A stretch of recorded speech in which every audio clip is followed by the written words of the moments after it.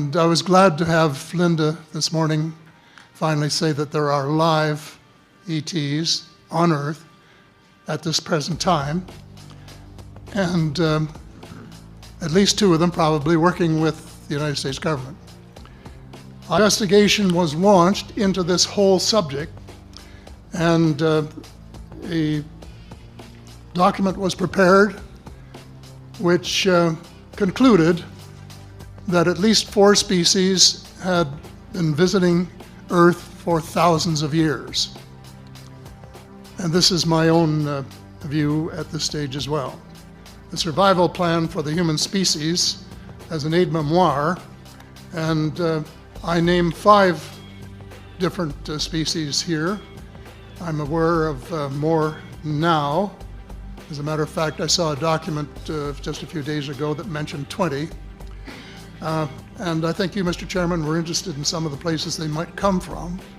And I have in here Zeta Reticuli, R-E-T-I-C-U-L-I, Reticuli, the Pleiades, Orion, Andromeda, and the Altair star systems. So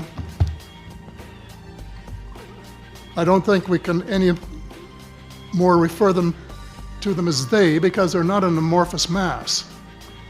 They are different species and consequently may have different agendas. I don't think we can say that they all have the same agenda any more than we could say that the United States, China, and Russia had the same agenda. Our real interests may be very similar, but as of now, our perceived interests are still quite far apart.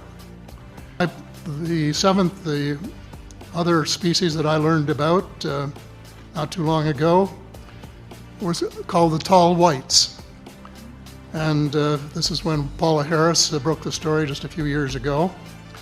And through her good offices, I had the chance to talk for about 3 hours with former Airman Charles Hall and listen to this absolutely fascinating story of how he was working with, first of all, he was scared out of his skin, but after that, when he got to know them, how he was working with, and finally they became to trust each other and have a good working relationship with the tall whites at the gunnery range at Indian Springs in Nevada.